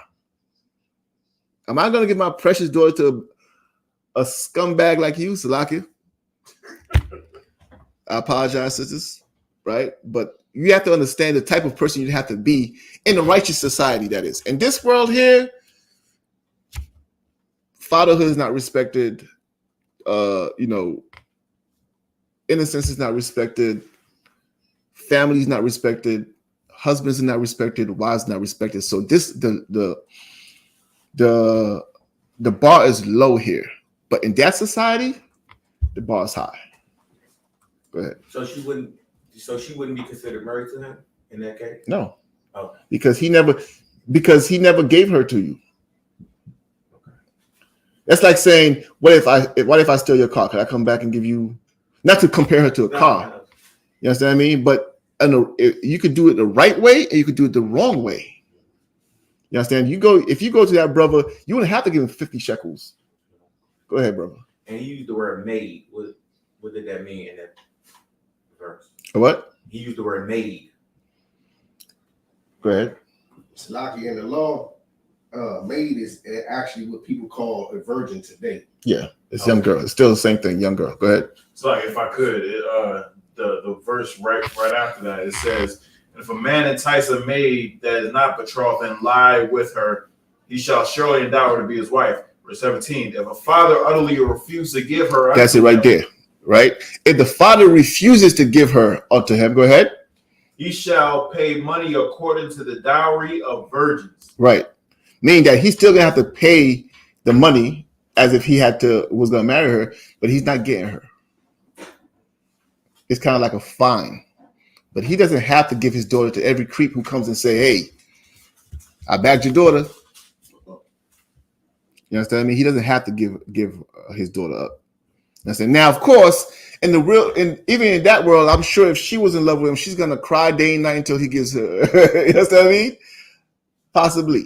Go ahead. So if I could, I remember Cap breaking this down on the class before. He was saying that with that the dowry of virgin, he said, the price, the 50 shekels is not 50 shekels, it's just a great price. Right.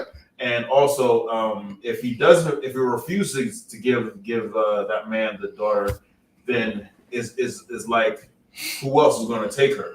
Because everybody knows that she had laid with him. So it's kind of like shooting himself in the foot. That's why that person who did it that way is going to pay even more because he went around. He went circumvented the protocols, so to speak. Right. You understand what I mean? That's exactly it. Go ahead, Shapat. Salaki, I got the law that speaks about a maid. The what? The law that speaks about a maid. I can paraphrase it. Read it. Concept. Book of Deuteronomy, chapter 22, verse 14 to verse 13. If any man take a wife and go in unto her and hate her and give occasions of speech against her and bring up an evil name on her and say, I took this woman, and when I came to her, I found her not a maid. Then the father of the damsel and the mother shall take and bring forth the tokens of the damsel's virginity unto the elders of the city and the gate. Yeah, that's just a man trying to get out of marriage, right? But back in the days, you don't get out of marriage. Like, there's no such thing as reason for divorce, unhappy. There's no such thing. You married, you're married. You understand? You marry a sister, you marry her for life, man. And that's what builds strong societies. That's what builds lasting societies.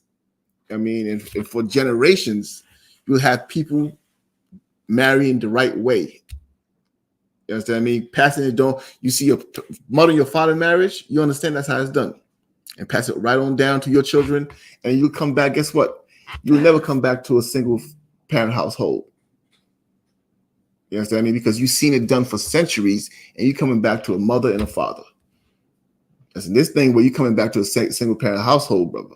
That's not of the Lord. That's not the design of the Lord. That's not what God wants for a young girl.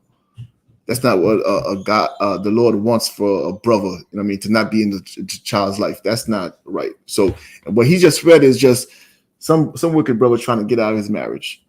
You know, and he's denied. You know what I mean? He's denied to get out of the marriage. Right? Any questions online? I think I have one more. Any questions in the class?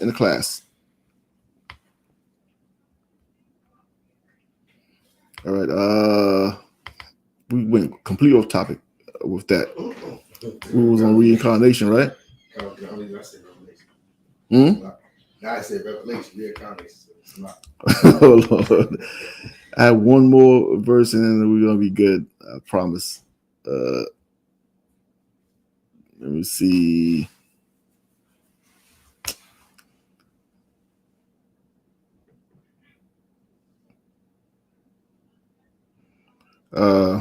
Give me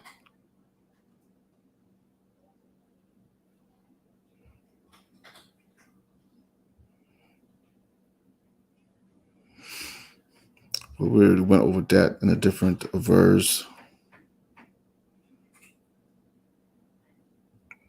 I think we good. I don't think we need this one to make the point. Yeah, but I think we're good on that, on the regeneration, because we could this redundant. But and as far as that verse, they definitely what we just read, they definitely try to use that to try to establish that the Bible teaches rape, and if you If you rape somebody, you just gotta go give her father this, that. That's not how it goes. That verse there is that told you when that used the word force. If he forced her, that tell you what the penalty was for that. Go ahead, Shabbat. Because you gave me what I really needed to kind of write in the verse without going anywhere else with the found. It's better to stay right there in that verse with him. But he jumped around a little bit. He read the force first and then that. Yeah. So what I did was I went to the adultery scripture where both of them was having consensual sex where she was betrothed. Okay, and it showed them the difference. In this one, she wasn't consensual. This one, she was consensual, and they were both betrothed. But there's a penalty for this one. What's his religion? Huh? What's his religion? Oh, he said he was Israelite, but he studied under GMS. Oh, okay. Those brothers there are like they have a demon on them. I once watched. I mean, when I was young in school, I watched a video of this. It's one of them trying to break down paradise or the kingdom, and he said, "You know how they talk? We're gonna have superpowers, man. We're gonna have superpowers. I might see a girl, I like her, I grab her, and I jump, and I land near under a waterfall, and I rape her there." I said, "What?" First of all, give me the scripture, the final scripture. You know them by their fruits. Let me tell you something. You just gotta listen to people talk, and they'll tell you everything you need to know. Right. You understand? You just gotta listen to people talk, and they'll tell you everything you need to know about them. How does your mind even? So if you have superpowers, if I had superpowers, I'd be thinking about a lot of things I could do, and that is not one of them. Right. You know what I mean? So if you have superpowers, you're just basically a terrorist now. I mean, you're immediately a villain. Somebody has to rescue them from you now. Mm-hmm. Give me the scripture ID, please. This is Matthew chapter 7, verse 16. It's like verse 15. Beware of false prophets which come to you in sheep's clothing, but inwardly they are ravening wolves. Inwardly, he just exposed to you what he was inside. A what? Ravening wolves. Ravening wolves. Ravening wolves. A violent wolf. That's who he is. He comes as if he has the Bible in his hand. He could break something down to you. I don't even waste my time talking to them. This is pointless. You understand what I mean? Because if you could, some people who you could come to me and you might not understand the scripture. I'll be happy to explain it. I'll be happy to break it down just like it was broken down to me. Because guess what? When I came, I didn't understand it. Somebody took the time and explained it to me, and now I know. But if you tell me something like that, bro, I already know where your heart is. You understand what I mean? You need more help than I can give you. Read it again. Oh God, beware of false prophets which come to you in sheep's clothing, but inwardly they are ravening wolves. A brother like that, he comes around. Now you have to keep an eye on him. You have to protect everybody from him. Mm-hmm. He's a raven wolf. You understand what I mean? Go ahead. Verse 16. You shall know them by their fruits. You shall what? You shall know them by their fruits. You know them by their fruits. You know them by the fruits they produce, man. Go ahead. Do men gather grapes of thorns or figs of thistles? Even so, every good tree bringeth forth good fruit. Any good tree, any tree of value would bring forth good fruit. Go ahead. But a corrupt tree. This is how you judge the tree. How do you judge a tree? Grab a fruit. You understand what I mean? Grab the fruit. A corrupt tree, what? But a corrupt tree bringeth forth evil fruit. That's what a corrupt tree brings forth. I don't care how strong the tree looks. When you grab that tree and all the fruit on there are rotten, it's not a good tree. It's not a good tree. You understand? These brothers, those brothers there, I haven't seen them in a while. Where did you even find one? I thought it was done. Huh? They're still there. They're still there? I haven't seen them in a while, man. But those bro, that teaching is such an evil teaching. No righteous man like if I see something in the scriptures, right? I'll give you an example. Christ taught certain things that they could not understand. And a lot of people left Christ because they said, how could we hear such things? When he said, for example, you must eat my flesh and drink my blood. He's speaking metaphorically, of course. But when they heard that, they left. But his disciples stood back and said, "What did you mean, Lord?" They want to understand him because they know he's a righteous man. He can't mean that, right? So you couldn't not understand certain things. But there's certain things when you say we understand what you mean. If you're preaching that rape doctrine, it's because you've had a lust in you that you've had even before you even picked up the Bible. Whether you have the Bible or not, you're going to have that in you. If you turn to Hinduism, you're going to push rape. If you turn to Buddhism, you're going to push that. If you turn to Islam, you're going to join right in with them because they believe in that too. You understand what I mean? That's something that's in you. That's not in the Bible. It's in you. You understand? When you hear stuff like that, I mean, when I was young in the truth, I used to always like to battle and stuff like that. But stuff like that today, I wouldn't even waste my time. I wouldn't even waste my time, Shapa. I'll tell you the truth. Somebody tell you something like that, you'd be like, shalom. Shalom, bro. I mean, but you know what I mean? It's up to you. I don't feel no way here or there, but good night. Go ahead, Shapa. It's like he was giving me a jump. I couldn't just say shalom and take it off. So he's giving you a jump and he's talking about rape while giving you a jump? That's what, like, you talk about what's in your heart. I remember when I was young, right? I was a big basketball fan. I used to love it. No matter what you're talking to me about, it's going to end in basketball. You can say, man, it's going to rain today. Yeah, man. But, you know, the Knicks are playing. It's going to end there because that's what's in my heart all the time. I was passionate about basketball. This guy can't even give you a jump without talking about that. Go ahead. It's like how we got into it when I saw him with the Apocrypha. So I was like, oh, what you know? You know what I'm saying? And we started talking about different groups or whatever. I said, I'm a priest and officer in the I.S.U.P.K. And he was like, he said he was a GMS. And I was like, well, you know, different. If you're not in your I.S.U.P.K, it's not the truth because people teach different things. Like some groups teach you can rape. And then that's how he went into it. He defended. Yeah. I actually defended once I brought it in. Like, yeah, you can rape. Like, whoa. Lord be with him. Lord be with him. I don't know what to tell you. All right. Any questions online? Lots, sir. Any questions in the class? So we ended up on that topic. It's ridiculous. I know. You had a question, brother? I did. When they say it's off topic, though, Mm-hmm. thou shalt love thy neighbor. They're not talking about everybody, right? Who's your neighbor? The Jew. So, Who's your neighbor? Think about it. Neighbor is what? Neighbor can't be everybody. What's a neighbor?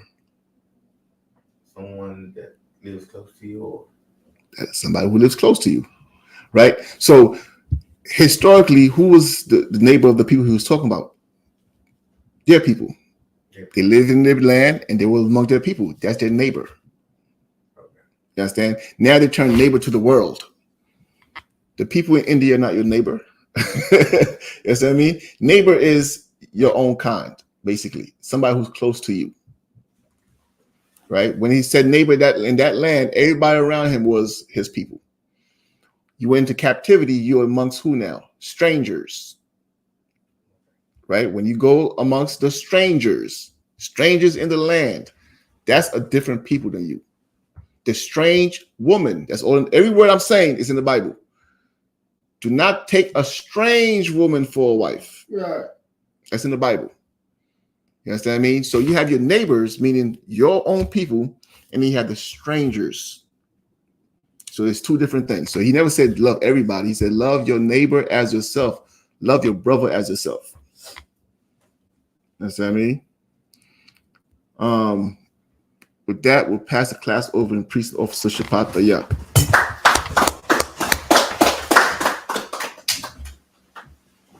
I.S.U.P.K security announcements. We the I.S.U.P.K out of 1 West 125th Street, Harlem, New York, under Commander General YAHANNA. New rules for brothers and sisters. When a new brother or sister comes into the school, they're off limits for 6 months.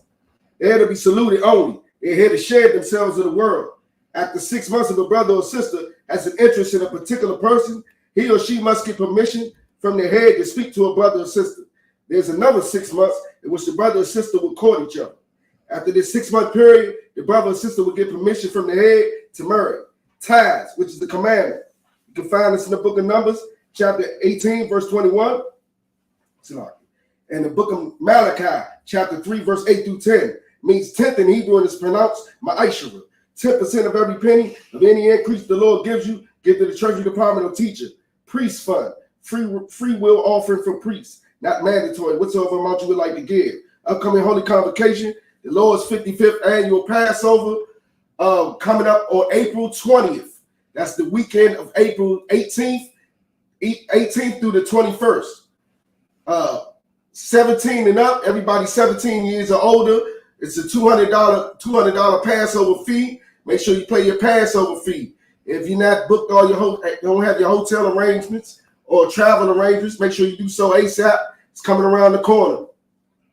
Anything to add to that, sir? Come. Remind Akwafi to check on social media, such as I.S.U.P.K.com, Facebook, Twitter, YouTube, and so on for I.S.U.P.K events and materials. If a brother wants to be a trooper in the school, you should start wearing all black, which includes black boots, black shirts, black pants, black headband or scarf. And with that, I say I-mightium, which means to stand. Sisters, you may remain seated. We'll give a courtesy salute to the teacher. Men of Israel, Imam Shabbat, I-mightium, Barak, Yahweh Shemi Yad Yamatal, Saw, which means to turn. Sisters, you may stand. I-mightium. We're going to give a courtesy salute to the sisters. Men of Israel, Imam Shabbat, I-mightium, Barak, Yahweh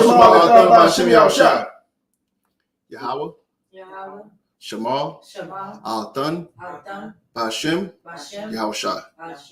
Come on here. Right, the top class. Israel, the Israelite School of Universal and Practical Knowledge, under commanding General YAHANNA, presents the Lord's 55th annual Passover. That's right, the Lord's 55th annual Passover is rapidly approaching. Commanding General YAHANNA is calling for all blacks, Hispanics, and Native Americans to remember what the Lord did for us by saving us from our oppressors and choosing us to be a special people unto Him, the real Jews and Israelites. Passover will be held in Durham, North Carolina. Pay your Passover fee. Anyone 17 years of age or older must pay $200. Come and enjoy fresh lamb, unleavened bread, and the Spirit of Christ. Can't wait to see you all there, Israel. Shalom. Gathered on streets and corners, all is feeling righteous. Real particular, nobody else there to compare to. Train for war, men of war, and warlike apparel. Prefer our leaders, can't get between us. I.S.U.P.K presents the 55th annual Passover corsage. Order now. Only $10. The red corsages are for the married sisters only. The white corsages, sisters must complete 6 months in the school. Contact your camp leader now. Order now. Only $10. You must complete the payment. Pre-order your corsages now. Also, the 55th sister to pre-order will win one of these amazing handcrafted leather accessories for your wrist. Click the link in the description below to pre-order your corsages now.